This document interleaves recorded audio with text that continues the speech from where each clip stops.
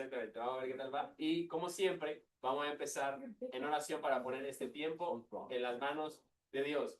Por favor, al hermano que quisiera acompañarnos en oración, recordar a Alexis, por favor, que está pasando un momento ahí. Necesitamos que lo mantengan en oración y también orar por la familia de Wendy y por la familia de una amiga mía que se llama Cristina, que tiene a su abuelita en el ICU. ¿Quién quisiera guiarnos en oración para empezar este tiempo? Yo. Dale. Padre, gracias por esta hermosa noche. Gracias, Padre, porque podemos estar reunidos, Señor, para aprender de tu palabra. Gracias por la vida de cada persona que está aquí hoy, Señor. Gracias porque sabemos que tú estás presente en medio de nuestro Señor. Te queremos pedir en especial, Señor, por la vida de Alexis, Señor. Tú sabes cuánto Él te ama, Señor. Tú sabes cuánto su familia, Señor, lo necesita, Señor. Darle paciencia, Señor. Darle gozo, Señor. Darle tranquilidad a su familia, Señor. Y sobre todo, Señor, pon tu mano sanadora, porque sabemos que solo tú, Señor, sabes lo que tiene, Señor, y solo tú, Señor, puedes ayudarlo. Te queremos también pedir por el resto de los enfermos, Señor, sé también con Wendy, Señor, con la amiga de Luis Mario, Señor, sé también con los exámenes que tienen los muchachos y con la vuelta a la escuela ahora, que vamos a pasar un tiempo agradable, Señor, y bendice a Josué para que él traiga palabra tuya ahora. En tu nombre oramos, amén. Amén. Bueno. Vamos a empezar por el calentamiento para que no se me duerman. ¿Qué libro estamos estudiando? Isaías, muy bien. ¿Qué capítulos vamos a estudiar hoy? 5 y 6, muy bien. ¿Quién va a dar el 6? Ashley. Perfecto. Un aplauso para Ashley que nos va a ayudar el día de hoy. 6. Vamos a cubrir 2 capítulos como siempre lo hacemos. Y bueno, cuando yo estaba pensando en este capítulo, ¿no? Porque siempre uno tiene que venir con una idea para ponerle un título desde que aprendí la prédica del pastor en el campamento. Y le puse así: las expectativas de Dios y las consecuencias del pecado. El capítulo 5 se va a basar netamente en esto: las expectativas de Dios, pero las consecuencias de nuestra vida en el pecado. Es lo que vamos a hablar en este momento, ¿ok? Y dice, vamos a empezar haciendo estas preguntas para empezar a movernos. Dice, no me la tienen que contestar: ¿estás completando las expectativas de Dios? Es una pregunta que analicé al momento de leer este capítulo. Dice, tú vas a ser juzgado por aquellas expectativas de Dios que no has sido capaz de cumplir. Porque Dios tiene una expectativa para tu vida. Dios tiene un objetivo para tu vida. Y tú tienes que decidir en completar ese objetivo. Y si no lo completas o lo completas, vas a ser juzgado acorde a lo que has hecho y al resultado de tu vida. ¿Ok? Segunda pregunta. ¿Está Dios satisfecho contigo?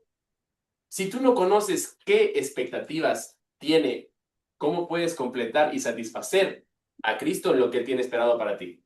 Esa es una pregunta que tenía ahí. Y todas estas 2 preguntas que he hecho en este momento se relacionan con una verdad eterna. Nuestras acciones tienen consecuencias eternas. ¿Ok? Y vamos al libro de Isaías, capítulo 5. ¿Ya lo tienen todos?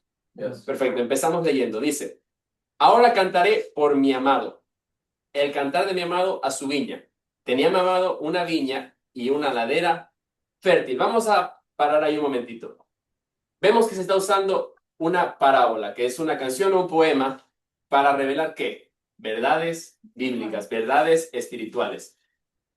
Y aquí hay algo muy interesante. Estamos viendo que se menciona una viña. Vamos a tirar una pregunta ahí para tenerlo así en los todos. Punto sin punto. Sin punto. Pero vamos a ver los puntos después. ¿En qué otro aspecto de la Biblia? Vamos a ir a los evangelios. Vamos a ir a los evangelios para hacerlo fácil. ¿Dónde se menciona una viña? En una parábola, correcto. ¿Pero de qué parábola estoy hablando? No, Nuevo Testamento. Estoy hablando del Nuevo Testamento. ¿Cómo? Del labrador. Ahí está. Los labradores malvados. Exactamente. Vamos a hablar de los labradores malvados. ¿Por qué? Porque estamos hablando de una parábola que habla sobre el pueblo de Israel. Eso es a lo que se refiere la viña en este momento. Estamos hablando de Israel, la viña como tal. La cita está en Mateo 21, el 43 y el 44. Del 21, el 33 al 45. Es la historia de los labradores malvados, que es lo que sabemos, que mandaron gente que fue para allá hasta que mandaron al hijo al final. Vamos a seguir andando cuando llegue en ese momento. Y dice, tenía mi amado una viña y una ladera fértil. Ok, estamos viendo que hay una ladera fértil que es es interesante, ¿no? Porque no, ¿qué nos está diciendo con una viña que es fértil? ¿Qué es una cosa que es fértil cuando estamos hablando de este verbo? Produce muy buen fruto, es una fertilidad, es algo que produce algo, que tiene un retorno. Pero una parte que quisiera subrayar, que dice, mi amado. Hay que recordar que Dios es un Dios de amor. Pero ¿cuál es el problema? ¿Cuál es el problema? Que la gente no responde a ese amor. Ese es el problema, lo que vamos a estar cubriendo. Esto nos muestra que Dios es el amado y la viña es el pueblo. Este es un lugar fértil que da mucho fruto. ¿Y cuál es el fruto? Es la expectativa de Dios para tu vida. Ese es el fruto que tú tienes que producir. Eso es lo que Dios está esperando de tu vida, que produzcas un buen fruto. ¿Hasta ahí estamos bien? ¿Alguna pregunta lo quisieran añadir? ¿No? Muy bien. 2. La había cercado y despedregado, y plantado de vides escogidas. Había edificado en medio de ella una torre, y hecho también en ella un lagar, y esperaba que diese uvas, y dio uvas silvestres. Ok, ¿qué podemos entender con este pasaje? ¿Qué estamos diciendo? ¿Qué es lo que está haciendo Dios, que es el que está labrando la viña? ¿Qué es lo que hizo? ¿Quién me puede decir? Ok, ese es el final. Pero yo estoy hablando de lo que hizo antes de recibir esa expectativa. ¿Qué estamos hablando? La guardó. La preparó. Número 1, quitó lo que le estorbaba. Número 2, la acercó. ¿Qué quiere decir? La protegía. Y número 3, la torre estaba en medio. ¿Qué quiere decir? Que estaba ocupándose de su pueblo. ¿Y cuál era la expectativa? Que le diera una uva. Una buena uva. ¿Para qué? Para hacer un buen vino. Ese es el uso de la uva. Pero ¿qué nos está diciendo aquí? ¿Cuál fue el resultado después de toda esa inversión que él hizo en su pueblo? ¿Qué fue lo que recibió? Dio uvas silvestres. Uvas silvestres. ¿Y se pueden usar las uvas silvestres? Somos así de normal. No se pueden usar de la misma manera que se puede usar una uva buena. No es esa dulzura que tiene la uva normal. ¿Qué quiere decir? Es un fruto inútil. Es algo que no sirve. Esa es la relación que nosotros tenemos con Dios. Y en este caso, Israel en este momento, que es... A ver, vamos a hacer una pregunta. ¿A qué reino le está profetizando Isaías? ¿Norte o sur? Sur. Ok, muy bueno, muy bueno. Los de Oseas están ahí bien puestos, porque ahí estamos viendo los pasitos. Ok. Uvas silvestres. Y esto nos llama a una reflexión muy fuerte, que es, cuando Dios me examina, Él está viendo algo que es útil. Esa es la pregunta que tenemos que hacernos. ¿Estoy yo siendo aquella uva que sirve para algo?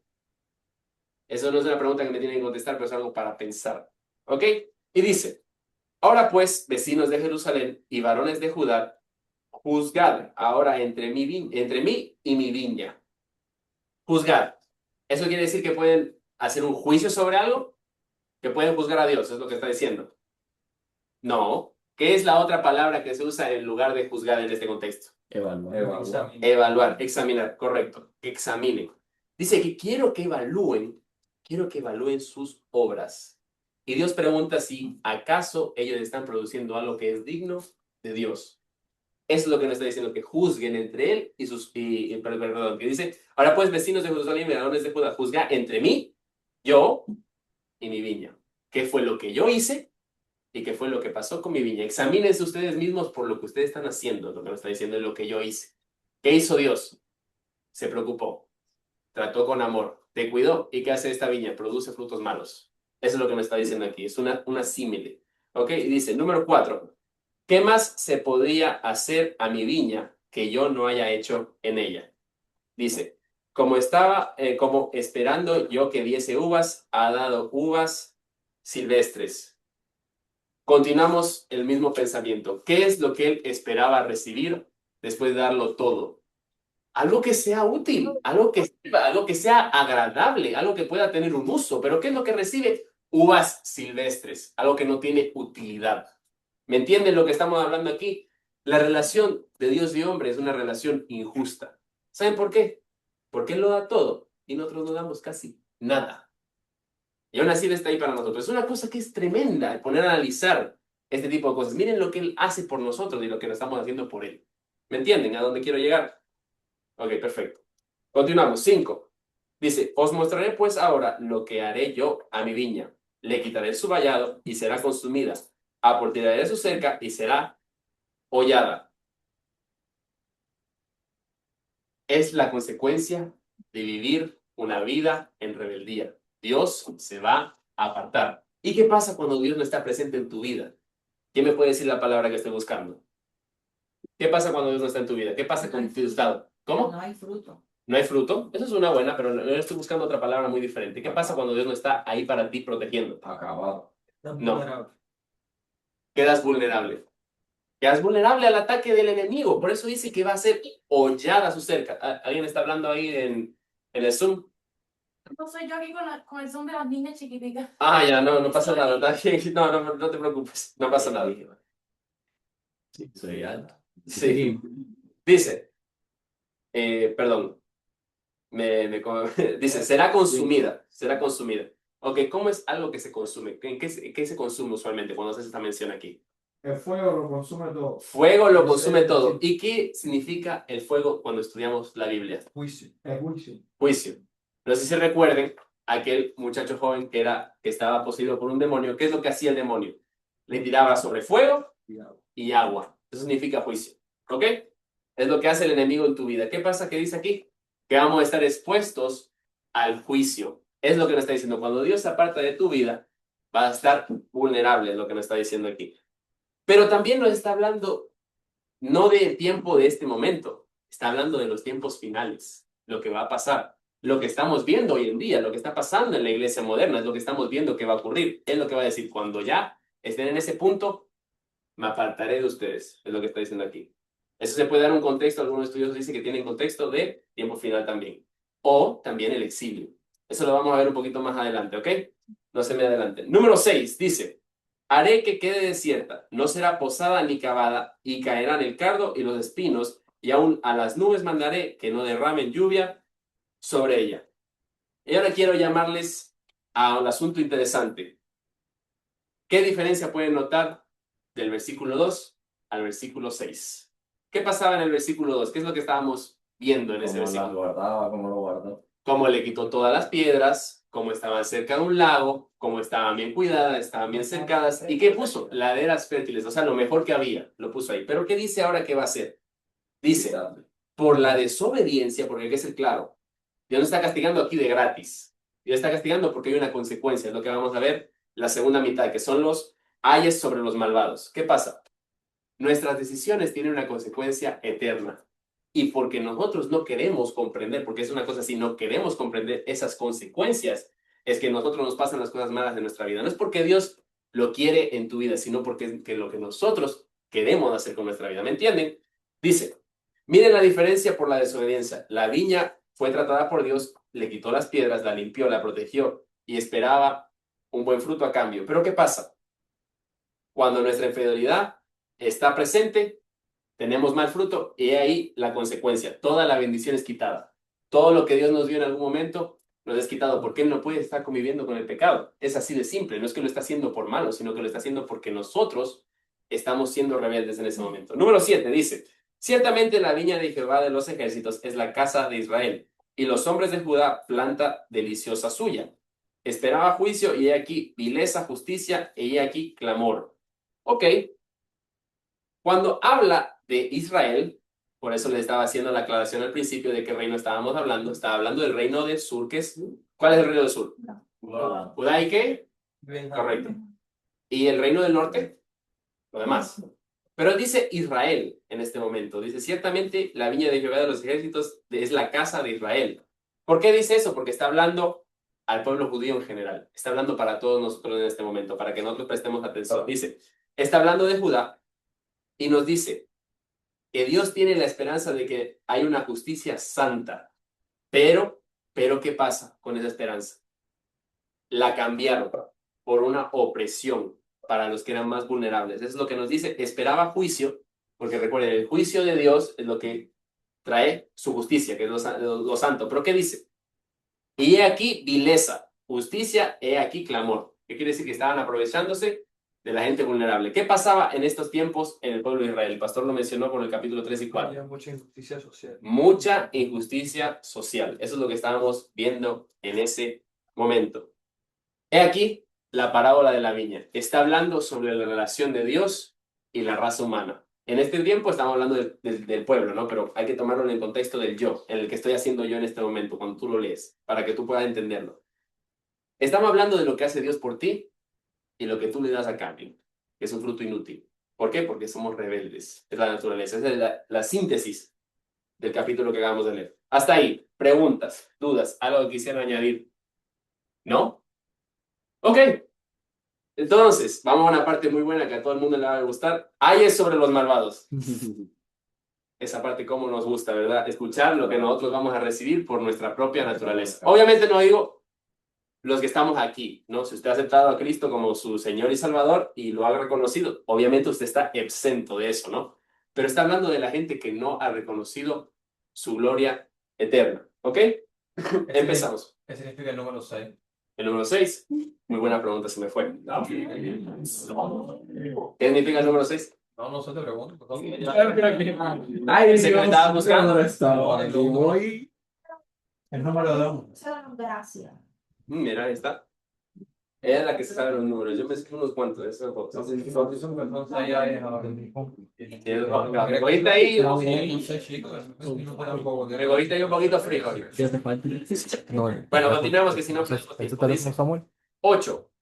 No. Hay de los que juntan casa a casa y añaden heredad a heredad hasta ocuparlo todo. ¿Habitaréis vosotros solos en medio de la tierra? Es una pregunta. Ok. Esto es bastante fácil de entender. ¿Qué entendemos por esto? ¿Quién me puede decir? La riqueza y cosas materiales en la tierra. ¿Para qué? Para ¿Para qué? ¿Qué objetivo tiene el querer tenerlo todo? ¿Me están entendiendo? En este tiempo era peor, porque venía alguien y compraba tierra, compraba casa y quitaba todo para construir su propia casa. Esa era su heredad. ¿Y para qué? Si al final te mueres de viejo, ¿qué te vas a quedar? O de cualquier cosa. Es por gusto, es lo que está diciendo, para poseerlo todo. Y aquí está la parte que es complicada, por eso dice hay, porque obviamente no es malo tener riqueza, no es malo tener un poquito de pudencia, no es eso malo, pero ¿qué nos está diciendo? Para poseerlo todo y desplazar a aquellos que no tienen. Esa era la parte que era complicada aquí, porque comprándolo todo quitaban a la gente que estaba viviendo. ¿Qué pasaba? En la ley de Israel no era lícito tener tierra eternamente, tú no eres dueño de eso eternamente. No era para gente de generación en generación, era para la persona que lo comprase y ya, porque era en contra del pueblo, porque la tierra ¿de quién es? ¿De quién es la tierra? ¿De Dios? De Dios. La tierra es de, por favor, eso es fácil. La tierra es de Dios. La tierra es de Dios. Dígame, pastor.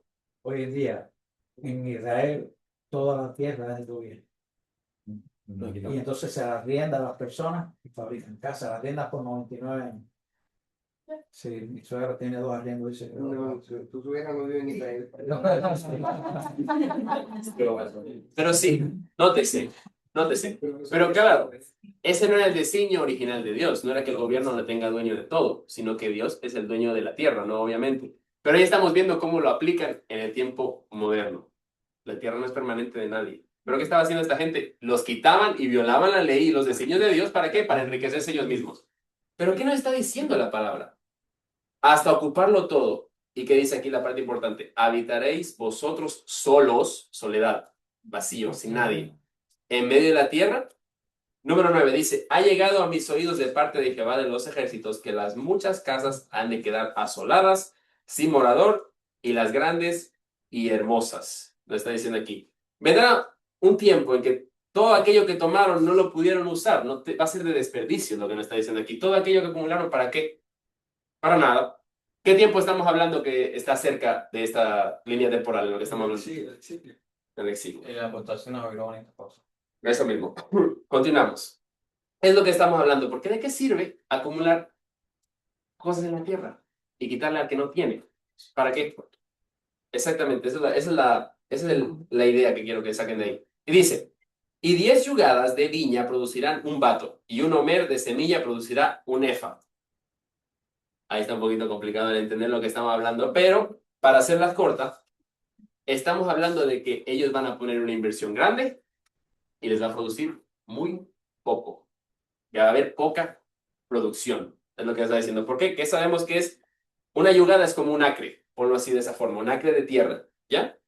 Y un bato es, espérate que lo tengo aquí anotado, un bato es como 21 litros y un homer es 222 litros, 220 litros.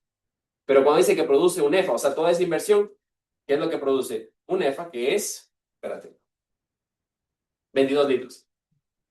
22 litros. O sea, después de poner 241 litros de tu inversión, lo único que vas a recibir son 22 litros. Ahí tenemos un contador. ¿Esa es una buena inversión o mala? Esa está una pérdida masiva. ¿Qué es lo que está diciendo aquí? Todas dos. Que a pesar de haber acumulado toda esa tierra, que a pesar de haber invertido todo ese dinero, ¿qué es lo que están recibiendo? Nada que sea provechoso. La inversión de ellos va a ser contada como nada. ¿Por qué? Porque no reciben lo que es provechoso. ¿Ok? ¿Hasta ahí estamos bien?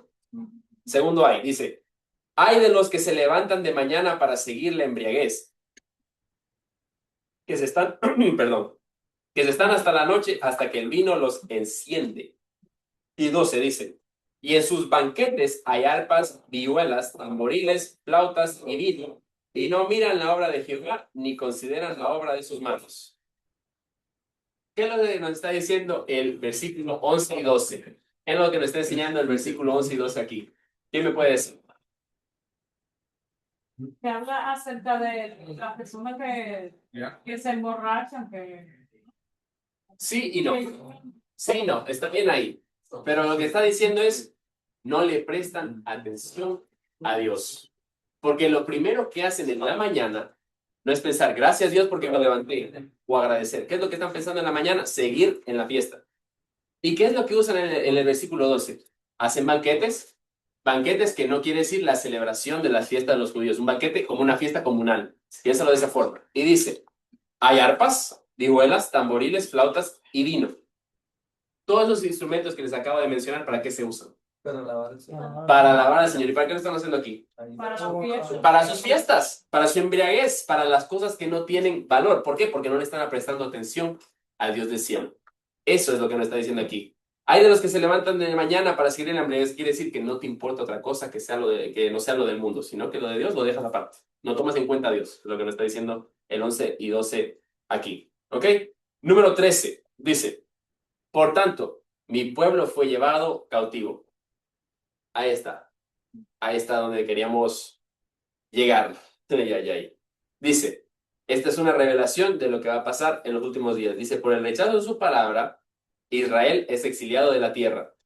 Este conocimiento viene por parte de la obediencia de Dios, lo que estamos hablando aquí. Eso es lo que voy a continuar. Dice, porque no tuvo conocimiento y su gloria pareció de hambre y su multitud se secó de sed. Cuando él dice conocimiento, aquí es un conocimiento, como ya lo había dicho antes, que viene de un solo lugar. ¿Y cuál es el lugar? De Dios. Específicamente de la obediencia a Dios. ¿Ok? Es lo que no tienen. No lo poseen. ¿Y qué pasa con ellos? ¿Qué dice? Que van a padecer hambre y su multitud, o sea, todo el mundo va a morir de sed. ¿Ok? 14. Por eso ensanchó su interior el Seol y sin medida extendió su boca, y allá descenderá la gloria de ellos y su multitud y su fausto y el que en él se regocijaba. Ok, ¿qué me puede decir acerca del Seol en este momento? Una distinción. donde van a salvar se ensanchó. Ok, sí, exactamente. Antes de que viniera Cristo, ¿cuáles eran los dos lugares que estábamos hablando ahí? Sí. Se nos- El seno de Abraham, que es el paraíso, y el Seol. Pero aquí está, esto es algo bastante fuerte. Esto es algo bastante fuerte que me está diciendo. Dígame, pastor. En el Seol había dos lugares. En el mismo Seol había dos lugares. Ujú. En un lugar estaba el seno de Abraham, donde estaban los que iban a ser redimidos y que tenían misericordia de Dios y iban a ser redimidos, y en el otro lugar los que iban a ser condenados.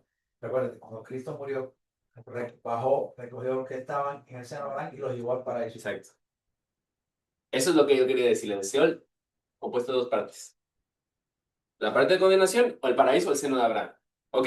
En ese momento, obvio. Pero ¿qué nos está diciendo? Nos está diciendo algo que es bastante triste y bastante duro de procesar. ¿Qué dice que está pasando con el Seol? Dice, se ensanchó, que creció, que se abrió, que se hizo más grande. El Seol será expandido. En lugar de estar en el reino de Dios como el Señor lo quería originalmente, que ese es su objetivo, que tú vayas al cielo, que tú vayas al paraíso, dice, tiene que expandir en lugar de condenación. Por la cantidad de corrupción, por la cantidad de idolatría, por la cantidad de rebeldía, ¿qué tiene que hacer? Tiene que expandir en lugar de condenación. ¿Esto es algo que él quiere? No, no. Él ya sabía que iba a pasar, obvio. No estamos quitando la idea de que Dios es omnisciente, Él sabe todo correctamente. Pero Él no quiere que ese sea el resultado de tu vida. Él quiere que tú produzcas uva, no uva silvestre. Pero ¿qué pasa? Nosotros, aquí presentes, somos los que deseamos dar esa uva silvestre. Y por eso tenemos esta consecuencia. En lugar de ir al paraíso, el cielo tuvo que abrirse más. Tuvo que ensancharse para aquellos que estaban viviendo como querían vivir. Y eso sigue reforzado por la siguiente parte. Dice, el hombre será humillado y el varón será abatido, y serán bajados los ojos de los altivos. Miren dónde estamos. Bajados los ojos de los altivos. Estamos hablando del juicio, pero específicamente estamos hablando de una cosa que va a ocurrir en el futuro. Isaías, ¿alguien sabe en qué edad o qué años profetizó Isaías? 740 al 686 antes de Cristo.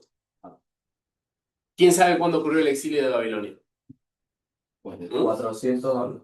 No, 597, 586, por ahí. ¿Qué quiere decir con esto? ¿Qué quiere decir? ¿Por qué le estoy diciendo esto? Isaías profetizó con 150 años aproximadamente de antelación. O sea que esto no es nuevo. Él no le estaba diciendo cosas que iban a pasar al día siguiente. Él estaba diciendo lo que iba a acontecer si seguían viviendo de la forma que ellos vivían. ¿Por qué? Como me he cansado de decirles y como lo decimos en los estudios bíblicos, ¿Dios te manda el castigo sin avisarte primero? No. Dios no es un Dios que funciona así. Dios primero te manda la solución, tú no la coges, ¿y qué haces? Pagas lo que tienes que pagar porque no quisiste agarrar esa solución. ¿Ok? Número 16 dice, pero Jehová de los ejércitos será exaltado en juicio y el Dios santo será santificado con justicia. ¿Qué vemos aquí? Que vemos que está relacionando a Jehová de los ejércitos con el Dios santo. ¿Qué nos está diciendo aquí? Que a través de su juicio tenemos resultado de la justicia de Dios. Por el juicio. ¿Ok? ¿Entendemos hasta ahí? ¿Alguna pregunta, algo que quisieran añadir para pulir esa idea? Porque ya la mencioné la vez pasada. Gracias de ese juicio es que Él mandó a Cristo para que nosotros vayamos a arrepentimiento. Porque el juicio es inminente. Pero por esa misericordia que tiene, Él mandó a su Hijo para que nosotros seamos exentos de ese juicio. ¿Me entienden hasta ahí? ¿Estamos bien? ¿Algo que quisieran añadir más? ¿No? Bien, perfecto. Entonces, estamos en el 17. Dice, y los corderos serán apacentados según su costumbre, y extraños devorarán los campos desolados de los ricos. Ok. Esta parte es un poquito más complicada porque existen dos interpretaciones según lo que estuve investigando un poco. Dice, los corderos son aquellos que son los justos, y dice que los impíos estarán acabados. Pero según esta interpretación tienes dos tipos de interpretación. Dice que aquellos que se rebelaron, aquellos que vinieron en rebeldía, tomarán parte de la destrucción de Israel. Eso es lo que podemos entender en un esquema. O se puede entender lo que dice Mateo 5.5. ¿Qué dice Mateo 5.5? Pueden buscar Mateo 5.5, no hay problema. Mateo 5. Manturado. Sí, bienaventurado, ¿qué? Bienaventurados Los mansos. porque ellos recibirán la tierra por el... Esas son las dos diferentes interpretaciones que se pueden ver ahí. Que los corderos son aquellos extraños que vienen ahí después de los justos, que vienen extraños para tomar la tierra de los ricos, o que son aquellos que son rebeldes que tomarán parte de la destrucción de Israel. Esas dos pueden ser los análisis que se pueden tener de la palabra. Yo les traigo aquí de los estudiosos. Yo me tiendo a ir por lo que dice Mateo 5.5, que tiene ese enfoque, pero claro, cualquiera puede tener un enfoque del estudio, obviamente. 18 dice, hay de los que traen la iniquidad con cuerdas de vanidad y el pecado como coyundas de carreta. Ok, ese está bueno. No hay resultado positivo, que es un trabajo lo que está hablando aquí, está hablando de trabajar. No hay un resultado positivo del trabajo que tú pongas, esas cosas van a ser inútiles. ¿Por qué? Porque leemos más adelante, dice, los cuales dicen, venga ya, apresúrese su obra y veamos, acérquese y venga el consejo del Santo de Israel para que lo sepamos. ¿Por qué digo que estas cosas son obras inútiles? Porque estamos hablando de aquellos que están burlándose del juicio de Dios. Ellos no están diciendo en una forma de decir, ay, que venga ya porque yo quiero que Él venga para que me restablezca, sino que se están burlando. Están diciendo, venga ya, apresúrese su obra y veamos, acérquese y venga el consejo del Santo de Israel para que lo sepamos. Se están burlando. Es lo que nos está haciendo el hincapié aquí, que son gente que no les interesa el consejo de Dios, sino que están burlando del juicio de Dios. ¿Ok? 20 dice, hay de los que a lo malo dicen bueno, Pero bueno, dice, a lo bueno dicen malo, que hacen luz de tinieblas, de la luz tinieblas y de las tinieblas luz, que ponen lo amargo por lo dulce y lo dulce por lo amargo. Aquí estamos viendo la cúspide y la culminación de los versículos anteriores. Es por esa naturaleza humana de decir que yo estoy bien en todo lo que yo hago, es que lo que yo hago es inútil, porque lo que yo pienso y lo que yo creo es malo. Este cuerpo no me deja, no me suelta. ¿Qué decía el apóstol Pablo acerca de su cuerpo? Será hablando Exactamente, este cuerpo es malo. ¿Me están entendiendo? Esa es la culminación, porque nosotros tendemos a llamar a lo bueno malo y a lo malo bueno. Es lo que nos está diciendo. Por eso nos está diciendo que hay de aquellos. ¿Por qué? Porque nos está advirtiendo que los que viven esa vida desordenada, una vida en rebelión, son aquellos que van a pasar la condenación. ¿Ok? 21 dice, hay de los sabios en sus propios ojos y los que son prudentes delante de sí mismos. Estábamos hablando de lo mismo, que no dependen de Dios. Dependen de sí mismos. Es una persona que es tan orgullosa que la cabeza no entra por el pórtico. Me han acusado de ser un poquito orgulloso. Vamos a dejarlo así. Pero puedo entrar por la puerta sin problema, así que todavía no llego. Entonces vamos a estar ahí. Eso es a lo que se refiere. Son la gente que confía en su propia fuerza, se puede ver de esa forma. 22. Hay de los que son valientes para beber vino y hombres fuertes para mezclar bebida. ¿Por qué está hablando de hombres valientes? ¿Por qué creen que está hablando de hombres valientes aquí? ¿Sí? ¿Quién me puede decir? No, no es valiente porque puede tomar trago, eso es lo fácil. Eso es lo fácil. Ellos están diciendo que el objetivo que ellos tenían con su vida de ser una persona valiente, una persona que sirva para algo, lo están desperdiciando. ¿Por qué? ¿Qué significa el alcohol? No solo en el contexto bíblico, sino en la vida real. ¿Qué significa el alcohol? ¿Qué es el alcohol? Es un vicio, pero ¿qué hace el alcohol específicamente? ¿Por qué tú tomas alcohol? Olvidarte de tus problemas. Ahí está. Alejarte de la realidad. El alcohol es tu escape de la realidad.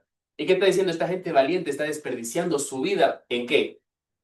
En el vicio de la tomadera. ¿Por qué? Porque no quieren vivir la realidad que están viviendo, no quieren vivir la realidad de Dios, no quieren sujetarse a Dios y por eso la abandonan. ¿Ok? Número 23 dice, y los que justifican al impío mediante cohecho y al justo quitan su derecho. Eso rima y todo. Quedó bonito y todo. Es un cantar, recuerden, es un poema. ¿Qué está hablando aquí? Estamos hablando de la corrupción. ¿Qué estaba pasando en Israel en este momento? Una injusticia completa. Es alguien que paga para que le hagan justicia a pesar de que sea algo injusto. Él está hablando de gente que corrompe, gente que es corrupta. Eso es lo que me está diciendo aquí. ¿Ok? ¿Ahí estamos bien? Josué, estos versículos de los hay, los estamos viviendo actualmente. Era para el pueblo de Israel, pero también para nosotros, porque cada uno de nosotros tenemos que decidir si lo que nos están diciendo que es bueno o es malo, porque a veces se va viendo una costumbre en cuanto a las cosas y puede ser que en un momento nosotros nos dejemos envolver, pero la Biblia no cambia. Entonces tenemos que tener claro eso. Igual que a veces juzgan a una persona que lo están haciendo o por algún problema material o por alguna posición, y nosotros cristianos tenemos que estar claros que hay un Dios que lo está juzgando. Correcto. Correcto. Es por ese juicio, como les decía anteriormente. Porque claro, Él va a juzgar, pero Él mandó a su Hijo para que tú te arrepientas. ¿Y te arrepientas por qué? Porque eres bueno. ¿El más bueno es el que se arrepiente todo el tiempo? No, es el que reconoce que es malo. Por eso les tengo que decir, ustedes no piensen en que la gente, usted es mejor que las personas por ser cristiano. Eso no existe. Usted es peor porque usted reconoce que está mal. ¿Me entienden? Usted reconoce que usted está mal. Por eso uno es cristiano, no porque un rito, no porque es una costumbre. Es porque tú reconoces la dependencia y la falta de Dios en tu vida. Por eso eres cristiano. ¿Me entienden hasta ahí? Eso tengo que decirles porque hay que pensar cómo vamos por el mundo. Porque a veces cuando leemos el Antiguo Testamento, y por eso me enfoco tanto en el Antiguo Testamento, ¿qué pensamos? Eso es de allá. Eso es el tiempo de pasado. No estamos viendo un libro histórico. Esa es la típica. Un libro histórico. Pero la realidad es que, como lo dijo María del Carmen, y como vamos a hacer el énfasis ahora, esto no solo habla de Israel, sino que está hablando de los tiempos finales. Estamos hablando de lo que va a ocurrir y lo que está ocurriendo en este momento. ¿Ok? ¿Hasta estamos bien? Perfecto, 24. Dice, por tanto, como la lengua del fuego consume el rastrojo y la llama devora la paja, así será su raíz como podredumbre y su flor se desvanecerá como polvo.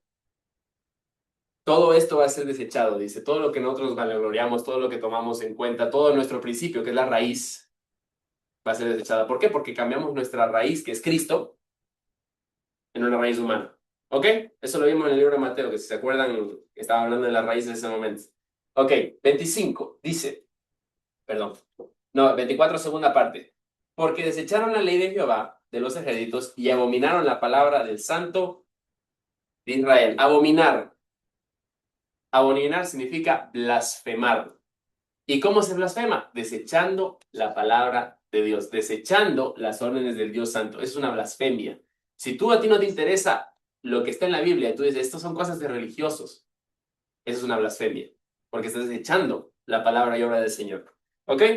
25, ahora sí. Por esta causa se encendió el furor de Jehová contra su pueblo y extendió contra él su mano y le hirió. Y se estremecieron los montes y sus cadáveres fueron arrojados en medio de las calles. Con todo esto no ha cesado su furor, sino que todavía su mano está extendida. ¿Qué significan los montes en la Biblia cuando lo estamos leyendo? No, pensé que me había asustado más. El huir. Puede ser, pero específicamente en este contexto. ¿Qué se pone sobre un monte? ¿Qué es un monte? Vamos a dejarlo así. Una elevación en un lugar alto. Y usualmente cuando vemos eso estamos hablando de un gobierno. Estamos hablando de gobiernos. ¿Qué dice que va a hacer? Dice, por causa descendió el furor de Jehová contra su pueblo y extendió contra él su mano y le hirió. Y se estremecieron los montes, los gobiernos. ¿Qué está hablando aquí? Cuando Israel tiene bendición, es bendición para el mundo. Pero cuando Israel está pasando un proceso malo, todo el mundo sufre, porque es el pueblo de Dios. Y aquí dice, se estremecieron los montes, o sea, los reinos, los gobiernos. Monte también significa reino. Y dice, y sus cadáveres, fíjense, fueron arrojados en medio de las calles. Israel estará llena de muerte, es lo que nos está diciendo aquí. Con todo esto, dice, no ha cesado su furor, o sea, su ira, sino que todavía su mano está extendida. Estamos hablando del tiempo del fin. Estamos hablando de lo que Él permite que pase, porque Dios no quiere que a ti te pase nada malo, sino que Él permite que el enemigo acabe contigo. Lo permite. ¿Por qué? Porque te has apartado de Él. ¿Me entienden? Ahí estamos hablando del contexto, como estábamos hablando de María del Carmen, del tiempo, el final. No es ahora. Ya fue lo del exilio de Babilonia, sí, pero esto todavía sigue vigente hasta el día de hoy. ¿Ok? Para que lo tengan en cuenta. 26 y 27 dice, alzará pendón a naciones lejanas y silbará al que está en el extremo de la tierra, y he aquí que vendrá pronto y velozmente.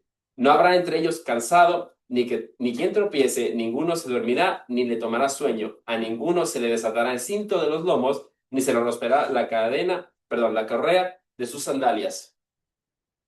Él va a traer un imperio enemigo, el enemigo, vaya, en un periodo extendido, porque vendrá, es lo que nos está diciendo. ¿Y qué dice sobre este enemigo que vendrá para la destrucción del pueblo?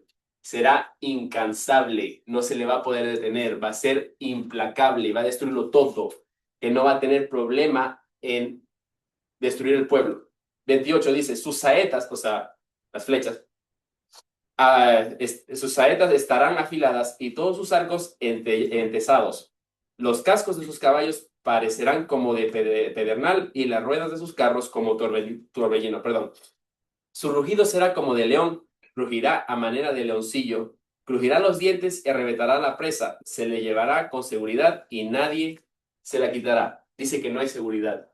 Es una parte que vemos en el pasaje. Si Dios no está ahí, ¿quién te va a proteger?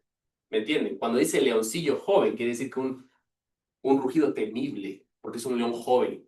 Es un león que tiene fuerza, es un león que tiene poder, un león que tiene vitalidad, un león que tiene fortitud. Y que dice que sus armas, que lo que viene para atacarte va a estar de lo mejor. O sea, no va a tener caballo que se canse, va a ser como un torbellino que va a arrasar y sus flechas van a destrozarlo todo. O sea, que así es el enemigo, que ese es su poderío para destruir al pueblo. ¿Por qué? Y aquí está el porqué y el gran porqué de esto. ¿Por qué nos pasa esto? Es que Dios es un Dios injusto. Dios me castiga. Dios es malo. ¿Por qué Dios permite las enfermedades? ¿Por qué Dios permite los terremotos? Eso siempre te lo dicen por ahí. Pero la realidad es que por la desobediencia del ser humano es que nosotros pagamos todo este tipo de cosas. ¿Por qué? Porque nosotros somos los primeros en hacer lo malo. Porque si recuerdan la parábola de la viña, ¿cuál fue su designio original? Era cuando Que produjera buen fruto. ¿Y qué le dimos? hubo silvestre. Uvas silvestres. Así de chiquitica. Correcto. 30. Y bramará sobre él en aquel día como bramido del mar. Entonces mirará hacia la tierra, y he aquí tinieblas de tribulación, y en sus cielos se oscurecerá la luz. Habló sobre un cambio. Todo esto, toda esta culminación, todo este problema, toda esta lucha, culmina en algo. ¿Qué es esto? Un juicio fuerte. Es algo que tiene que pasar, es algo fuerte. Pero ¿cuál es el resultado de ese juicio? Y este es el final de este capítulo. ¿Cuál es el final de todo? ¿Por qué te dice los ayes? ¿Por qué te dice esto? ¿Qué me puede decir? Advertencia. Advertencia, pero también es un llamado a qué? Corregir. Al Y él ahí arrepentimiento. también como que prepárate. Exacto. Prepárate que los que hacen esto, ay, los que hacen lo Exacto. otro. Porque como hemos dicho muchas veces, Dios no es un Dios que te golpea sin avisarte. Él te dice por qué está siendo castigado, porque Él es un Dios justo. Pero este juicio trae su justicia. ¿Por qué? Porque ya hemos establecido esto, que a través de su juicio, Él trae su justicia. ¿Por qué? Porque a través de eso hay el arrepentimiento.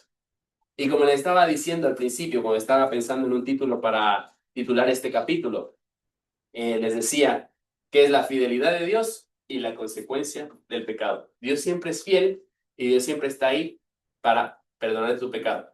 Pero recuerda, no es que no hay tiempo límite. Va a haber un momento en que no le vas a poder alcanzar. Y tu trabajo es dar ese buen fruto a través del arrepentimiento. ¿Ok? Preguntas, dudas sobre el capítulo. ¿Estamos bien?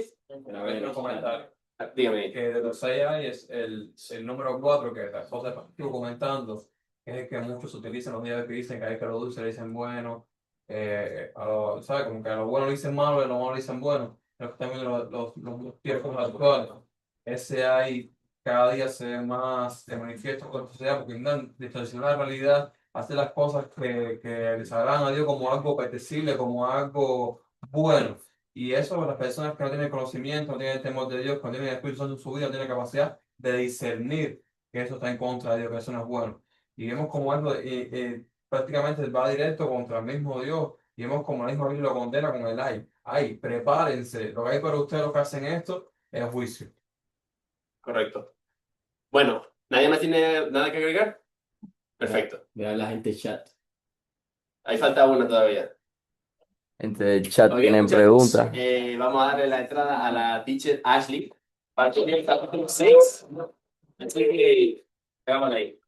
Pero pasó listo. Va un poquitico abajo. Ese ya le va. Todo bien. Aquí Aquí tiene. tenemos, hay nueve en el chat, lo que no se ven y no se Selima. Julio, Darwin, Daniela, Marilyn, Alejandro, Raúl, Sí. María Fernanda. Lo cuelgan y se lo ponen. ¿El está en el chat? Sí, Nelly estaba. ¿Y por qué ya no vino? Pero eso para la Estaba trabajando, qué sé yo. Estaba trabajando, creo. Hola a todos, soy yo, voy a continuar con el capítulo 6. Dice el primer versículo: En el año que murió el rey Usías, vio al Señor sentado sobre un trono alto y sublime, y sus faldas llenaban el templo. Primero quería hablar un poquito del rey Usías, este fue el llamamiento de Isaías, así como se titula el capítulo. Y lo que sabemos del rey Usías es que fue un rey recto, fue conforme al corazón de Dios. Ahí aparece su historia en 2 de Crónicas, capítulo 26. Y habla de que comenzó a reinar con 16 años, duró 52 años su reinado. Hizo muchas cosas buenas, agradó a Dios, siguió su ley. Una de ellas que hizo fue que permitió la construcción de fortalezas y baluartes para defender la ciudad. También fue conocido como el amigo de la agricultura porque construyó cisternas que ayudaban a las actividades agrícolas. Pero le pasó algo, que es que se enalteció contra Dios cuando ya fue fuerte. Y dice la Biblia que él quiso estar en el templo y ofrecer el incienso. Y Dios había determinado que los únicos que podían hacer eso, que podían servir al templo, eran los levitas. Y él lo quiso hacer de todas formas, y Dios lo castigó. Y se enfermó de lepra. Y desgraciadamente falleció de esto. Y terminó apartado del palacio. Y su hijo Jotam fue el que tuvo que reinar por él. Tuvo que terminar con el gobierno. y hasta que falleció. Y todas estas cosas eran lo que estaba pasando cuando Isaías está viendo esta visión, que es su llamado. Dice que ve un trono alto y sublime, dice el versículo 2. Por encima de él había serafines, cada uno tenía 6 alas, con 2 cubrían sus rostros, con 2 cubrían sus pies, con 2 volaban. Y el uno al otro daba voces diciendo, Santo, Santo, Santo, Jehová de los ejércitos. Toda la tierra está llena de su gloria. Nosotros vemos a través de toda la Biblia cómo Dios se manifiesta a los profetas. El profeta Ezequiel tuvo una visión semejante a esta. También vio el trono de Dios. Él lo describe como un trono de zafiro. También se llama Apocalipsis. Juan vio esta misma visión. Entonces esto habla de que Dios es veraz. De que ellos no estaban locos. Ellos no es que vieron, estaban en un éxtasis y vieron una cosa rara. No, todo es verdad. Porque ¿cómo es posible que 3 hombres diferentes en diferentes tiempos de la historia están viendo lo mismo? Es porque es verdad. Y habla de unas criaturas muy especiales que son serafines. Estos seres se dedican el día entero a adorar a Dios. Le dicen Santo, Santo, Santo. Esto habla de la Trinidad de Dios, que es Dios Padre, Dios Hijo, Dios Espíritu Santo. Después dicen los versículos 4 y 5. Y los oficiales de las puertas se estremecieron con la voz del que clamaba, y la casa se llenó de humo. Y entonces dije, ay de mí que soy muerto, porque siendo hombre inmundo de labios y habitando en medio del pueblo que tiene labios inmundos, han visto mis ojos al Rey Jehová de los ejércitos. Oh, disculpe, una parte del versículo 3 que se me olvidó decirle por completo. Una de las cosas que los serafines le cantan, disculpen, volvamos al versículo 3, dice, toda la tierra está llena de su gloria. Y me quiero detener aquí un momentico. ¿Por qué los serafines le cantan eso a Dios? Toda la tierra está llena de su gloria. Cuando nosotros vamos afuera y vemos el cielo, vemos la naturaleza, vemos todo lo que Dios creó, vemos en nosotros mismos nuestro cuerpo, que fuimos creados de imagen y semejanza de Dios. Nosotros estamos viendo la gloria de Dios. Nosotros estamos viendo su creación. Dice la Biblia que los cielos cuentan la gloria de Dios y que el firmamento anuncia la obra de sus manos. Un día anuncia a otro sabiduría. Y esto es importante porque si alguien puede buscar Romanos 1, de 19 al 20.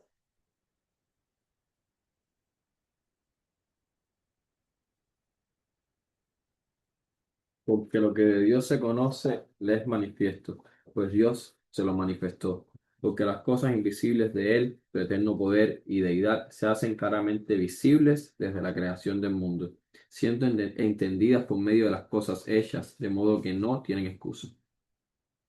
Esto habla del carácter de Dios. ¿Cómo es que el carácter de Dios, su deidad, su poder, se ven claramente visibles en todo lo que Él creó? Y el hombre no quiere reconocer eso. Las personas en el mundo te hablan de evolución, de que mutaciones. ¿Cómo tú explicas que la diversidad de todo lo que está creado es por mutaciones? Es por selección natural. Es absurdo creer de esas cosas. Pero dice la Biblia que ellos prefieren creer todas esas cosas absurdas porque no quieren admitir que Dios es veraz, no quieren admitir la deidad de Dios. Y ellos no quieren ver quién es Dios simplemente porque quieren seguir en su pecado. Porque les es cómodo. Porque cuando tú vienes a Dios, Dios te va a decir, estás mal. Y ellos no quieren eso. Ellos quieren seguir en su orgullo y en su pecado. Y qué bonito que es esto lo que le cantan los serafines a Dios todo el rato.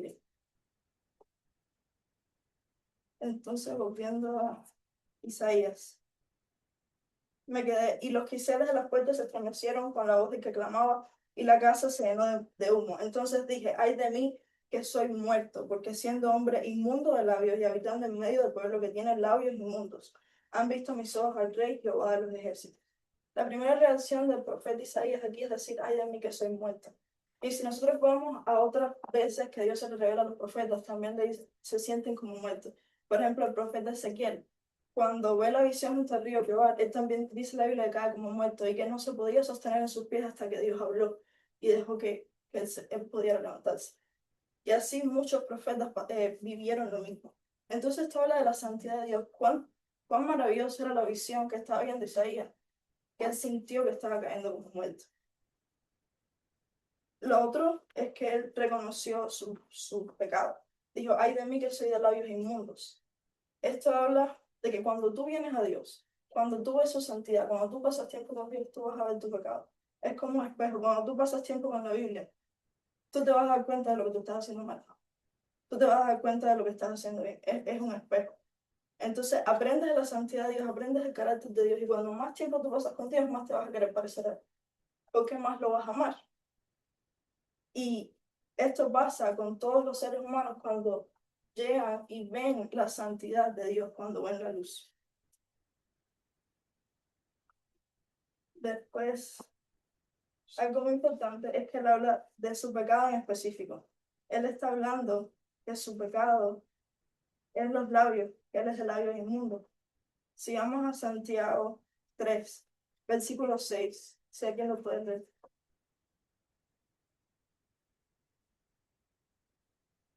Y la lengua es un fuego, un mundo de maldad. La lengua está puesta entre nuestros miembros y contamina todo el cuerpo. E inflama la rueda de la creación y ella misma es inflamada por el infierno. La lengua contamina el cuerpo. Otro versículo de la Biblia dice que de la abundancia del corazón habla la boca. ¿Qué está hablando nuestra lengua? Nosotros somos el labio del mundo. Cuando hablamos más de las personas, cuando estamos hablando de pecados, de cosas del mundo, cuando perdemos nuestro tiempo, no sé, diciendo cosas que no edifican, que destruyen a otros, somos el labio del mundo. Estamos haciendo lo que está mal, lo que a Dios no le agrada. Y la voluntad de Dios no es que tengamos los labios del mundo, es que hablemos lo que edifica. Entonces, nos tenemos que examinar qué es lo que estamos hablando. El llamado de Isaías estaba siendo llamado a ser profeta. El profeta es el que anuncia el mensaje de Dios. Entonces, ¿cómo tú vas a anunciar el mensaje de Dios, que es un mensaje santo, que es un mensaje limpio, cuando tus labios son inmundos? Cuando tú estás hablando lo que no tienes que hablar, lo que no edifica. Entonces, este era su pecado y él lo reconoce. Otra parte que vemos de ese versículo 5 es que dice, han visto mis ojos al rey, a Jehová de los ejércitos. Isaías viene humillado. Él no viene, tú no puedes venir en oración diciéndole, Dios, yo te pido que tú me des esto porque sí. Tú no puedes demandarle a Dios nada porque Dios es soberano. Nosotros sin Dios no somos nada, pero Dios sin nosotros sigue siendo Dios. Nosotros no tenemos ese papel. Entonces, algo que tiene Isaías es que él viene humillado. Dios da gracia al humilde, pero él resiste al soberbio. Después dice el versículo 6, y voló hacia mí uno de los serafines teniendo en su mano un carbón encendido, tomado del altar con unas tenazas, y tocando con él sobre mi boca, dijo, he aquí que esto tocó tus labios, y es quitada tu culpa, y limpio tu pecado. Cuando nosotros le pedimos a Dios que nos perdone, Él es feliz y justo para perdonarnos, siempre y cuando seamos salvos. Primero tenemos que creer en Cristo, que Cristo es el Hijo de Dios, que vino, que murió en una cruz con nosotros, que se levantó el tercer día, que un día va a venir por su iglesia. Tenemos que creer todas estas cosas. Y cuando estamos dispuestos a aceptarlo y a seguir esa vida, nos convertimos en sus hijos. Y la voluntad de Dios no es que perezcamos, ni que estemos en pecado. Dios nos quiere perdonar, Dios es misericordioso, Dios es amor. Después el versículo 8. Después oí la voz del Señor que decía, ¿a quién enviaré? ¿Y quién irá por nosotros? Entonces respondí yo, heme aquí, envíame a mí. Hay algo curioso de este versículo, y es que él dice, ¿quién irá por nosotros? De nuevo está hablando de la Trinidad de Dios. No es uno, son tres. Dios Padre, Dios Hijo y Dios Espíritu Santo. Y lo otro que vale recalcar de este versículo es la forma en la que Isaías viene y dice, sí, Señor, yo, mándame a mí. Y la pregunta es para nosotros mismos, nosotros estamos dispuestos a ir y hacer lo que Dios nos pide, aun cuando nos es difícil, nos va a costar trabajo. Hay un ejemplo muy bonito de los profetas. Está el profeta Jeremías. Él fue enviado a predicar al reino de Judá acerca de la destrucción. Porque ellos estaban en pecado, estaban en idolatría, y al final Dios iba a destruir la ciudad. Y él tenía que ir a predicar eso. Y a ustedes creen que a ustedes les va a gustar cuando venga una persona y les diga, ustedes son malos. Ustedes se van a morir, le van a romper las casas. ¿A quién le gusta eso? No. A nadie le gusta eso. Y ese era el trabajo que tenía Jeremías. Jeremías tenía que advertir al pueblo. Y lo que pasó fue que lo metieron en una cisterna con cieno y él casi que él no podía comer y pasó por mucho trabajo y todo esto por servir a Dios. Entonces, ¿qué vamos a hacer? Vamos a hacer la voluntad de Dios, que es lo que Dios quiere, vamos a servirlo o no vamos a hacer nada. El Señor promete que Él un día va a recompensar y es su voluntad que nosotros lo obedezcamos. Dice, ¿cómo quieres que te reciba? Te diga, bien, buen siervo y fiel, sobre poco has sido fiel, sobre mucho te pondré. ¿O quieres que te diga la otra, que no es muy bonita? Entonces tenemos que pensar en esto. Después, el versículo 9 dice, anda y di a este pueblo, oíd bien y no entendáis, ved por cierto, mas no comprendáis. Engruesa el corazón de este pueblo, y agrava sus oídos y ciega sus ojos, para que no vean con sus ojos, ni oigan con sus oídos, ni su corazón entienda, ni se convierta y haya para él sanidad. Esto es Dios diciéndole lo que le iba a pasar a Isaías. Te está diciendo, el pueblo no te va a oír, el pueblo se va a endurecer en contra del mensaje que yo te estoy dando. Y esto hace también referencia, sirve como profecía. Si alguno de ustedes tienen la Biblia, abajo hay como una concordancia y le ponen como unos versículos abajo. Si se fijan, está Mateo, está Marcos, está Lucas. Todos esos son los evangelios. Esto era lo que iba a pasar con el mensaje de Cristo. Que de hecho Jesús lo usa muchas veces cuando está hablando en el Nuevo Testamento. Ellos iban a endurecer a su mensaje. Ellos iban a endurecer al evangelio. Solo un patrón en el pueblo de Israel. Y al igual en el pueblo de Israel y en el mundo entero, las personas se endurecen en contra del evangelio. Y esto era lo que iba a pasar, y iba a ser para bendición, desgraciadamente. Después los versículos 11 y 12. Y yo dije, ¿hasta cuándo, Señor? Y él respondió, hasta que las ciudades estén asoladas y sin morador, y no haya hombre en las casas, y la tierra esté hecha un desierto. Hasta que Jehová haya echado lejos a los hombres y multiplicado los lugares abandonados en medio de la tierra. Ahí está profetizando la destrucción de Judá. ¿Por qué? Porque el rey de Babilonia, Nabucodonosor, iba a venir a conquistar la ciudad. Y ya después del rey Sedequías, fue que la ciudad fue destruida. Es sencillo. Después, por último, el versículo 13 dice, y si quedare aún en ella la 10ª parte, esta volverá a ser destruida. Pero como el roble y la encina, que al ser cortados aún queda el tronco, así será el tronco, la simiente santa. Primero, aquí habla de, si quedare aún en ella la 10ª parte. Esto habla de 10 reyes. Empezamos el capítulo hablando de que se murió el rey Usías. Después te están diciendo que la 10ª parte son 10 reyes, contando el rey Usías. Faltaban 10 reyes para la conquista de Babilonia. El último rey fue Sedequías. Después vino el rey Nabucodonosor y conquistó la ciudad. Destruyó todo. El templo, se llevó los utensilios del templo, todo quedó destruido. Pero después el Señor dice, y como el roble y la encina, que al ser cortados queda aún el tronco, así será el tronco. Va a haber un remanente en Israel. Dios es fiel. Y Dios prometió nunca abandonar a su pueblo. Y Dios está diciendo, yo voy a dejar un remanente. Yo voy a salvar a mi pueblo. Y por último, habla de la simiente santa. Cuando nosotros vemos simiente santa, es Jesús. El último rey y el rey verdadero, el rey de reyes y señor de señores, el que va a reinar. La simiente es el fundamento, un árbol, las raíces por donde se nutre, por donde coge vida. Esta es la simiente. Este es Jesús. Amén, da sostén. Bueno,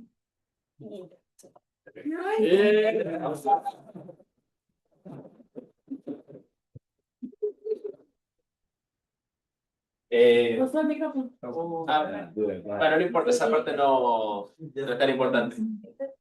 Bueno, muchas gracias a Ashley, ha hecho un trabajo fenomenal. Yo sé que es difícil pararse enfrente de un grupo de personas a explicar la palabra, pero yo creo que lo ha hecho muy bien y sobre todo para la gloria del Señor. Y con ese mismo sentir, ¿alguna otra pregunta, duda o algo?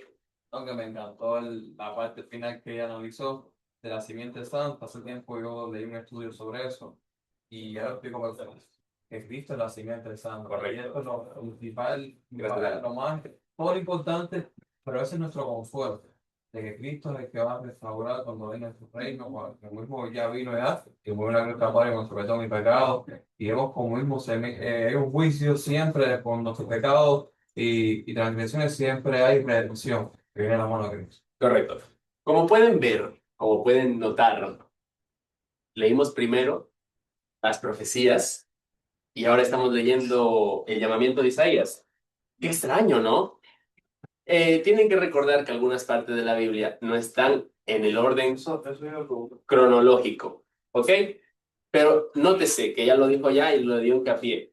Esto es antes de las deportaciones babilónicas, que faltan 10 reyes todavía. Y Isaías tiene que profetizar todavía aún más. Bueno, son, vaya, nos falta todavía tela que cortar. Pero ¿qué pasa? ¿Cuál es el objetivo y una parte que me gustaría recalcar del estudio? La primera parte, el primer capítulo que leímos, fueron las expectativas del Señor, obviamente, y la segunda, las consecuencias del pecado. Pero esta tercera está recalcando una parte que es bastante importante. Está recalcando, número uno, la gloria de Dios, para que lo recuerden, lo tengan en presente todo el tiempo. Dios es santo, santo, santo. ¿Ok?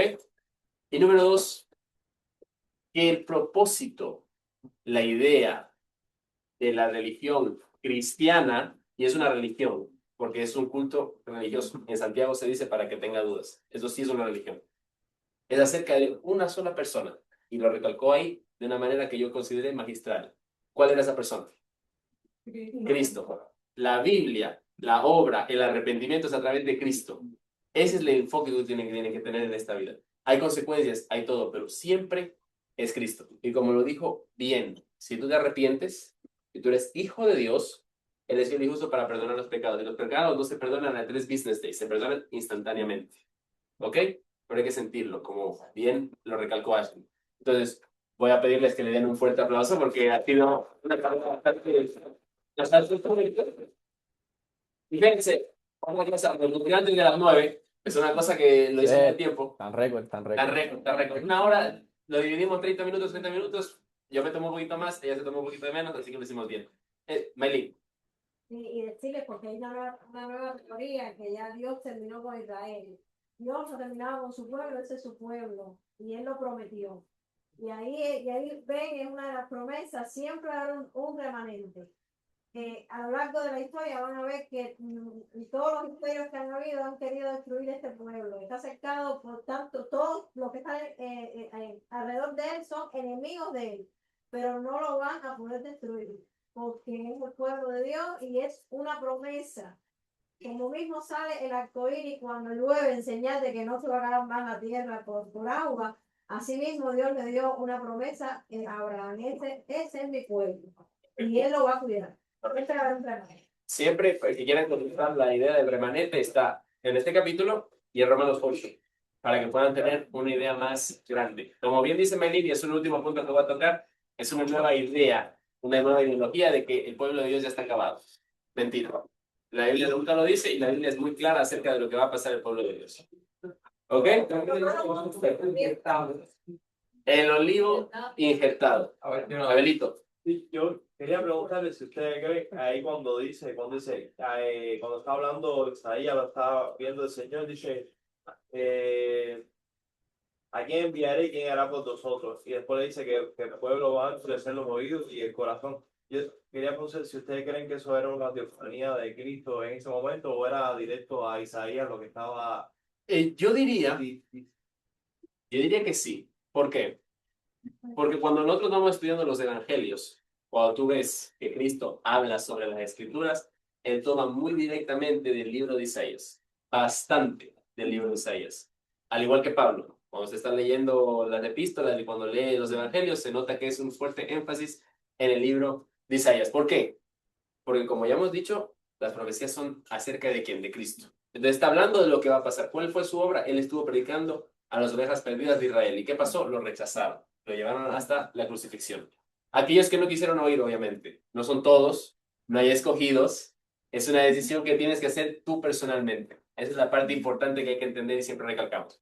Y con eso, porque ya se nos acaba el tiempo y ya hace hambre para muchos, vamos a orar. ¿Quién quisiera orar para despedir el tiempo y empezar el tiempo de la merienda? Dale, Roy. Dale, Luis Mario. Padre, te pongo gracias por, eres bueno en gran manera, Padre. Gracias por confiarte a José y a Ashley. Y dame una palabra, Padre, gracias. Nos guiaste, Padre.